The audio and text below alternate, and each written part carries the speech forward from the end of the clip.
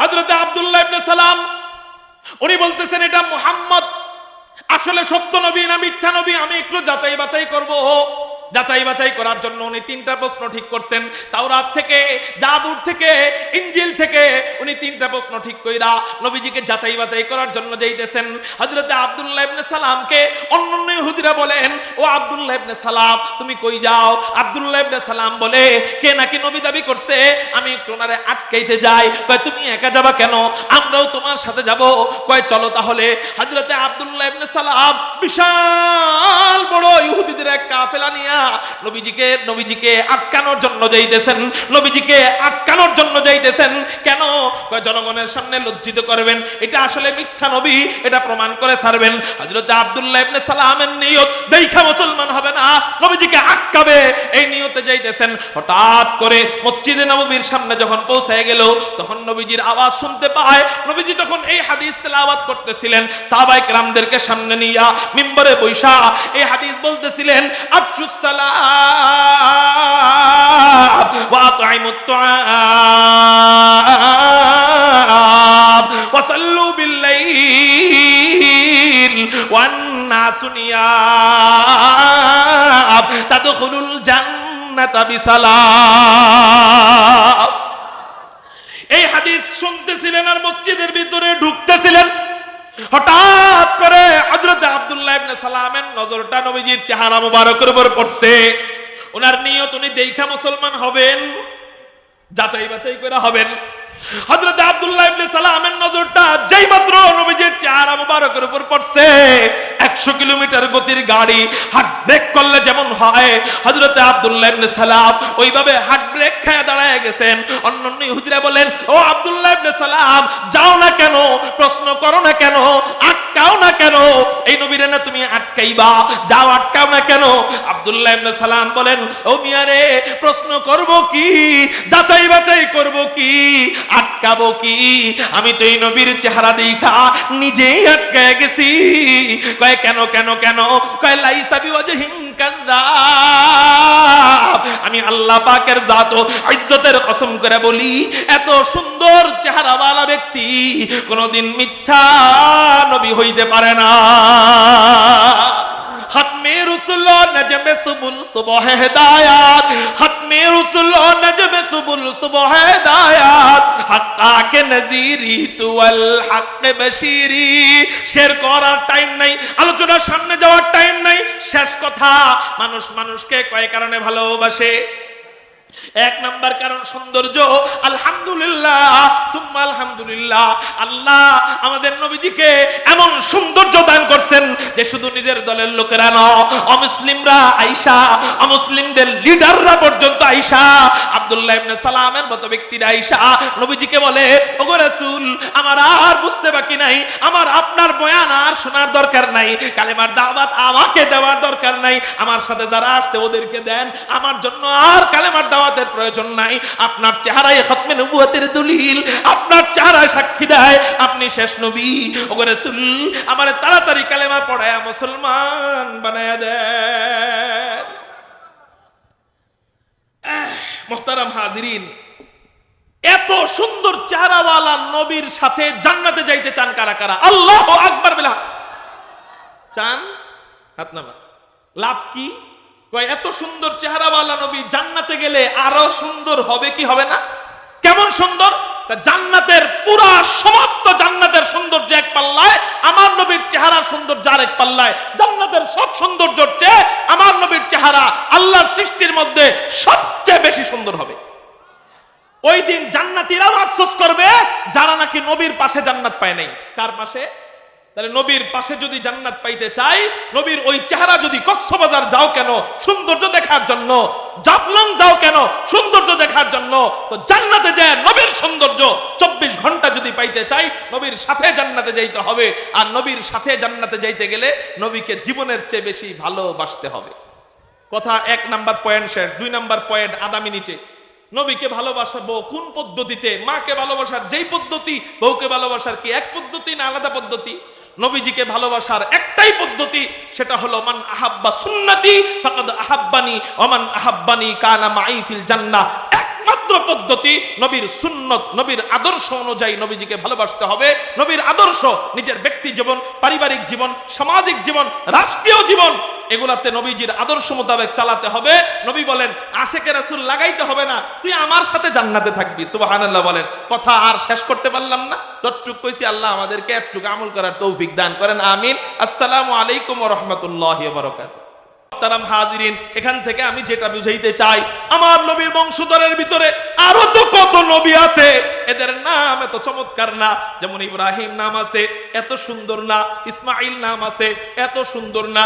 আপনি বলতে পারলেন হুজুর কেমনে সুন্দর না? ইব্রাহিম নাম তো সুন্দর, ইসমাইল নাম তো সুন্দর, নবীজির নাম ওগুলা রাখলেও তো হইতো। আমি বলবো সুন্দর এক জিনিস, পারফেক্ট আরেক জিনিস। সুবহানাল্লাহ। কোন আমার নবীজির নাম আল্লাহ পাক রব্বুল আলামিন সুন্দরও বানাইছেন, পারফেক্টও বানাইছেন। কেমনে পারফেক্ট? আল্লাহ, লফজে আল্লাহ লিখতে অক্ষর লাগে 4টা। জোরে কোন কয়টা? রাসূল তোমারে নাম দিলাম মুহাম্মদ, তোমাকে আমি আল্লাহ অক্ষর দিয়া দিলাম 4টা। আল্লাহ লিখতেও 4 অক্ষর, মুহাম্মদ লিখতেও 4 অক্ষর। আল্লাহ এই 4 অক্ষরে আল্লাহ কোনো নুক্তা রাখেন নাই, মুহাম্মদ নামের 4 অক্ষরে আল্লাহ কোনো নুক্তা রাখে নাই। কয়টা মিল পাইলাম বলেন না? 2টা মিল। 3 নাম্বার মিল, আল্লাহ পাক কালেমা বানাইছে লা ইলাহা ইল্লাল্লাহ মুহাম্মাদুর রাসূলুল্লাহ। কালেমার অর্ধেক আল্লাহ, অর্ধেক নবীজির। লা ইলাহা ইল্লাল্লাহ এই অর্ধেক আল্লাহর, এখানে আল্লাহ অক্ষর দিলেন 12টা, বাকি কালেমার অংশ মুহাম্মাদুর রাসূলুল্লাহ। ও রাসূল এখানে যদি অক্ষর দিই 11টা, তুমি কষ্ট পাইতে পারো, যাও যাও যাও, আমি আল্লাহ এখানেও অক্ষর দিয়া দিলাম 12টা।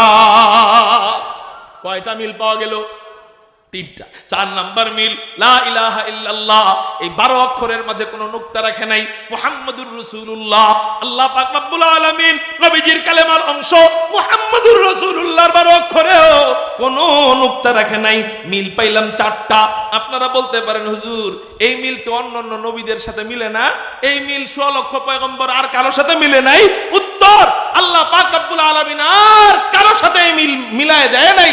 একটা মাত্র নামের সাথে মিল পাওয়া যায়, যেমন লা ইলাহা ইল্লাল্লাহ আদম সফিউল্লাহ মিল নাই, নুক্তা এসে গেছে, অক্ষর কমে গেছে। লা ইলাহা ইল্লাল্লাহ ঈসা রূহুল্লাহ অক্ষর এসে গেছে। লা ইলাহা ইল্লাল্লাহ মুসা কালিমুল্লাহ অক্ষর এসে গেছে। লা ইলাহা ইল্লাল্লাহ ইব্রাহিম খলিলুল্লাহ অক্ষর এসে গেছে। লা ইলাহা ইল্লাল্লাহ ইসমাঈল যাবিহুল্লাহ অক্ষর এসে গেছে, অক্ষর বেড়ে গেছে, নুক্তাও এসে গেছে। হুজুর তাহলে কোন নামে সব দিক দিয়ে মিল পাওয়া যায়? একটা মাত্র নামে সব দিক দিয়ে মিল পাওয়া যায়। বলেন না আমার সাথে, লা ইলাহা ইল্লাল্লাহ মুহাম্মাদুর রাসূলুল্লাহ। বলেন না মুহাব্বত নিয়ে সাল্লাল্লাহু আলাইহি ওয়াসাল্লাম।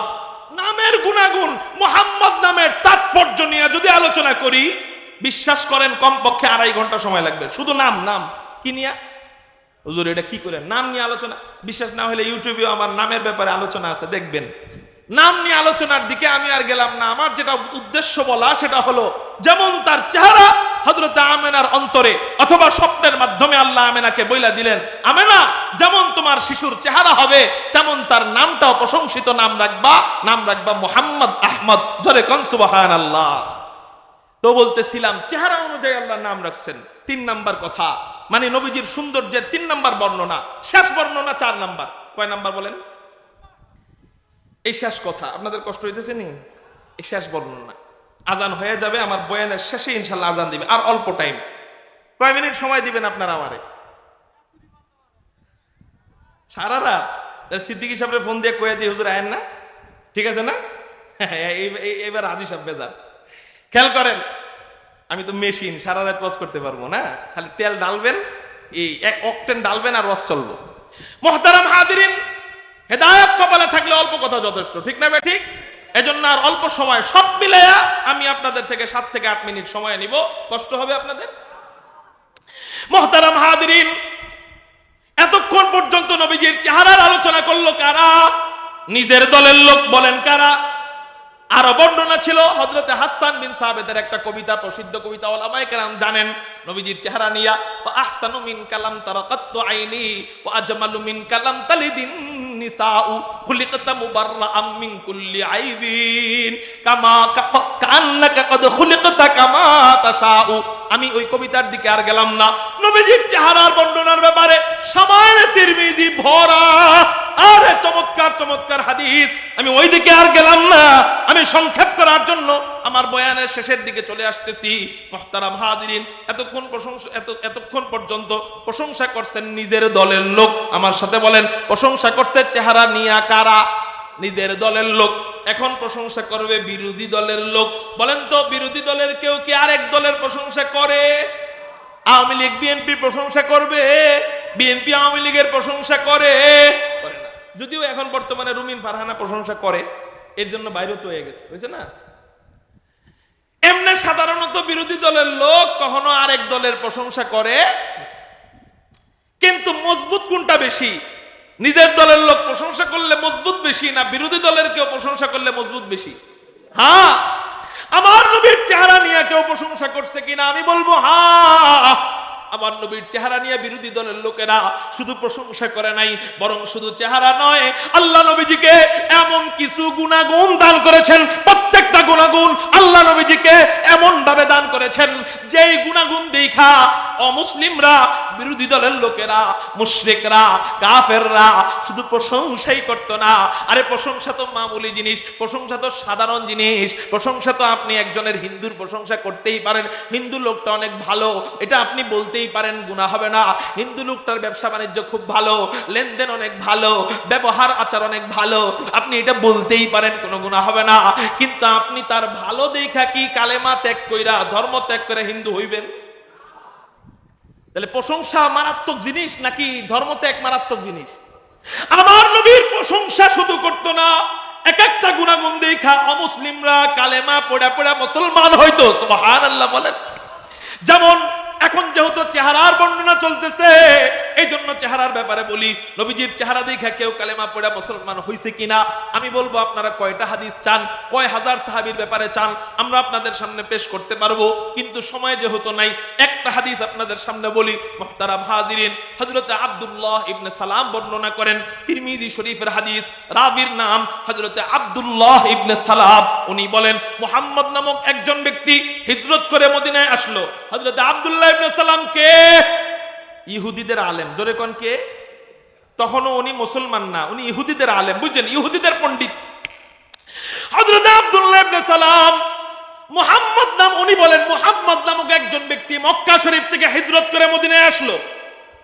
এই ব্যক্তিটা আসলে সত্য নবী না মিথ্যা নবী একটু যাচাই বাছাই করা দরকার। মানুষ তার কাছে যায়, তার বয়ান শুনে, তার কালেমার দাওয়াত পায়, তাকে ভালোবাসে, মুসলমান হয়ে যায়। আমারও একটু দেখা দরকার এটা সত্য নবী না মিথ্যা নবী। আচ্ছা, আজানের যদি একটু সুযোগ দেই, আজানের যদি একটু সুযোগ দিই, আজানের পরে উঠা যাইবেন কারা কারা? আল্লাহু আকবার বলে হাত উঠান। আজানের পরে উঠা যাবেন একজন, আর কেউ আছেন? আর কেউ আছেন? নবীর মোহাব্বতে আজানের পরে একটু সময় থাকবেন কারা? আল্লাহু আকবার বলে হাত উঠান। দেখা যাবে আপনাকে ওয়াদা কতটা মজবুত হয়। দেন, আজান দেন। খালি আছে দেখ। ইনশাআল্লাহ আমি অনুরোধ করব যে ওযু ইস্তেঞ্জার সময় দেওয়ার জন্য। বয়ানের পরে আপনাদেরকে সময় দেওয়া হবে ইনশাআল্লাহ। কষ্ট দিলাম, তাই না? আর অল্প একটু কথা শেষ না করলে ভালো লাগবে না। আমার কাছে, আপনাদের কাছে ভালো লাগবে কিনা জানি না, আমার কাছে ভালো লাগবে না। খেয়াল করেন, এখন উঠে কে? এদিকে এদিকে আমার দিক, সবাই বলেন লা হাওলা ওয়ালা কুওয়াতা ইল্লা বিল্লাহ। সবাই বলেন, সবাই একটু একেবারে বয়ানের শুরুতে যেভাবে বলছেন ওইভাবে চিৎকার দিয়ে আল্লাহু আকবার। মুহতারাম হাজিরিন, হযরত আব্দুল্লাহ ইবনে সালাম ইহুদিদের আলেম। উনি বলেন মুহাম্মদ নামক একজন ব্যক্তি হিজরত করে মদিনায় আসছে। মানুষ তাকে দেখার জন্য ভিড় জমানো আরম্ভ করলো। তো দেখে, বয়ান শোনে, ভালো লাগে, দেখে মুসলমান হয়। আব্দুল্লাহ ইবনে সালাম বলেন, আমি যেহেতু ইহুদিদের আলেম, আলেমরা কিন্তু চকচক করলেই সোনা মনে করে না। চকচক করলে কি হয় না? শোনা হয় না। আলেমরা যাচাই বাছাই করে যে এটার ভিতরে আসলে এলেম আছে কিনা, এটার ভিতরে আসলে কিছু আছে কিনা, নাকি খালি কলসি, এটা কি আসলে সত্য ব্যক্তি না মিথ্যা ব্যক্তি, এটা আসলে যাচাই বাছাই করে। এজন্য রাগ করবেন না, বোঝানোর জন্য বলি, আলেম না যারা অনেক সময় এমন হয়ে যায় ল্যাংটারেও পীর কয়। আছে না নাই? আবার গানও বানায়। কি গান? সোলেমান ল্যাংটা, সোলেমান ল্যাংটা। না, আমারে একজনে আবার ওই যে ইসের বয়ানে শুনছি আমি। কার বয়ান জানো? ওই গোলাম কি, গোলাম গোলাম রব্বানী, উনার বয়ানে আমি এটা শুনছি। আমার আবার দোষ দিবেন না, হুজুরে গান শুনছি, আমি উনার বয়ানে শুনছি। দোহাই ল্যাংটা, দোহাই ল্যাংটা, এটা আমাদের না বললে তো গুনাহ হবে। এগুলা তো আমাদের ধরায় দিতে হবে। দোহাই একমাত্র কার নামে দিতে হবে? দোহাই কি? দোহাই মানে দোহাই কাটলাম, মানে কসম কাটলাম। কসম একমাত্র কার নামে? আল্লাহর নামে কসম যে কাটবে তার ইমানের অবস্থা কি হবে? থাকবে নি ইমান? এই যে বলে দোহাই ল্যাংটা, দোহাই ল্যাংটা, ইমান থাকবে নি? এই সমস্ত গান শুনলে আলেম না যারা, যে কোনো মুহূর্তে তাদের কাছে যায় মুরিদ হয়ে যায়। আলেম এলেম না থাকলে সাবধান। ফরজ এলেমটুকু যদি না থাকে, সন্তানদেরকে যদি অন্তত মক্তবে 3 পর্যন্ত না পড়ান, যে কোনো মুহূর্তে ওই সন্তান ল্যাংটারেও পীর কইতে দেরি করবে না। কথা বুঝতে পারছেন? কত শিরকি শিরকি কুফরি কুফরি কথা বলে। আহা, এদের কাছে আমরা যাই মুরিদ হই। আছে না নাই? এই যে গান বানায়। কি গান? মুর্শিদ আমার উজুড়ি সাকি মহিমা জাহানে, গলার মালা পড়াইয়া ধীরে ধীরে টানে, হিমহে হিমহে হিমহে হিমহে। আছে না নাই? ভাই, এগুলা ধরায় দেওয়া ইমানি দায়িত্ব। জোরে বলেন কি দায়িত্ব? আমরা যদি এগুলা আমরা ধরায় না দেই, আপনারা বুঝবেন কেমনে এগুলার মধ্যে কিভাবে শিরিক আর কুফরি ঢুকায়। আচ্ছা, এই যে হিমহে হিমহে বলে জিকির করলো, আল্লাহর জিকির কোরআনে এবং হাদিসে কোন জায়গায় হিমহে আছে? আচ্ছা, কোরআন হাদিসে না থাক, জিকিরটা তো আরবিতেই কইছে, তো আরবি বানান কেমনে? হিমহে বানান কেমনে? বানান কোন? আবার জিকির করে হু উ হু উ। আছে না নাই? আমি বানায় কইছি না, আপনারা শুনছেন এটা? তো শুই না যদি থাকেন, হু উ বানানটা কোন? কেউ একজন দ্বারা এক হুজুর হু উ বানান আরবিতে আমি করতে পারি, দাঁড়ান। কে পারবেন? হাত উঠান। হু উ বানান করতে পারবেন? এই ধরনের ব্যক্তিরা যারা আল্লাহর জিকিরকে বিকৃত করে ফেলে, তারা তো যে আল্লাহ মালিকের নাম রে বিকৃত করে, সেই ব্যক্তিরা তো মালিকের শরীয়তকে, মালিকের ইসলামকে বিকৃত অটো করবে। বুঝেন নাই কথা? আল্লাহর নামটা বড় না শরীয়ত বড়? ওজনের দিক থেকে বলেন তো। সিরিয়ালের দিক, তারতিবের হিসাবে সিরিয়ালে প্রথমে আল্লাহর নাম বড় না আল্লাহর বিধান বড়? আল্লাহর নাম বিধানের চেয়েও বড়। যে নাকি, যারা নাকি, যেই দল নাকি আল্লাহর নামকে বিকৃত করতে পারে, এরা আল্লাহর বিধানকে বিকৃত করা এটা স্বাভাবিক বিষয়। বুঝতে পারেন নাই? এই জন্য অনুরোধ করব, আলেমরা যেই পরামর্শ দেয়, বড় ওলামায়ে কেরামদের দল, হুজুর কত দল আছে, কই যাবো? অমুক আলেমকে আমি বলো, তমুক আলেমকে আমি বলো, অমুক আলেমকে আমি বলো, তো হুজুর যাবো কোন দিকে? উত্তর, যে আলেমদের জামাত বড় সে আলেমদের কাছে যান। যে আলেমদের জামাত বড় এই আলেমদের কাছে যান। আলহামদুলিল্লাহ, সারা বিশ্বে সবচেয়ে ওলামায়ে কেরামদের সবচেয়ে বড় জামাত ওলামায়ে দেওবন্দ। আলহামদুলিল্লাহ বলেন। তাদের সাথে থাকেন, ইনশাআল্লাহ এত বড় জামাত একসাথে, আলেমদের এত বড় জামাত কখনো গুমরাহির দিকে যাবে না। আল্লাহ বুঝ দান করে। হযরত আব্দুল্লাহ ইবনে সালাম উনি বলতেছেন, এটা মুহাম্মদ আসলে সত্য নবী না মিথ্যা নবী, আমি একটু যাচাই বাছাই করব। যাচাই বাছাই করার জন্য উনি 3টা প্রশ্ন ঠিক করছেন। তাওরাত থেকে, জাবুর থেকে, ইনজিল থেকে উনি 3টা প্রশ্ন ঠিক কইরা নবীজিকে যাচাই বাছাই করার জন্য যাইতেছেন। হযরত আব্দুল্লাহ ইবনে সালামকে অন্যান্য ইহুদিরা বলেন, ও আব্দুল্লাহ ইবনে সালাম তুমি কই যাও? আব্দুল্লাহ ইবনে সালাম বলে, কে নাকি নবী দাবি করছে, আমি একটু ওনারে আটকাইতে যাই। কয় তুমি একা যাবা কেন? আমরাও তোমার সাথে যাব। কয় চলো তাহলে। হযরত আব্দুল্লাহ ইবনে সালাম বিশাল বড় ইহুদিদের এক কাফেলা নিয়ে নবীজিকে আটকানোর জন্য যাইতেছেন। নবীজিকে আটকানোর জন্য যাইতেছেন কেন? কয় জনগণের সামনে লজ্জিত করবেন, এটা আসলে মিথ্যা নবী, এটা প্রমাণ করে ছাড়বেন। হযরত আব্দুল্লাহ ইবনে সালামের নিয়ত দেখা মুসলমান হবে না, নবীজিকে আটকাবে এই নিয়তে যাইতেছেন। হঠাৎ করে মসজিদে নববীর সামনে যখন পৌঁছে গেল, তখন নবীজির আওয়াজ শুনতে পায়। নবীজি তখন এই হাদিস তেলাওয়াত করতেছিলেন, সাহাবায়ে কেরামদেরকে সামনে নিয়া মিম্বরে বৈশা এই হাদিস বলতেছিলেন, আফশুস সালাম ওয়া আতঈমুত তুআম ওয়া সাল্লু বিল লাইল ওয়ান নাসু নিয়াম তাদখুলুল জান্নাতা বিসালাম। এই হাদিস শুনতেছিলেন আর মসজিদের ভিতরে ঢুকতেছিলেন, হঠাৎ করে হযরত আব্দুল্লাহ ইবনে সালামের নজরটা নবীজির চেহারা মোবারকের উপর পড়ছে। ওনার নিয়ত উনি দেখা মুসলমান হবেন, যাচাই বাছাই করে হবেন।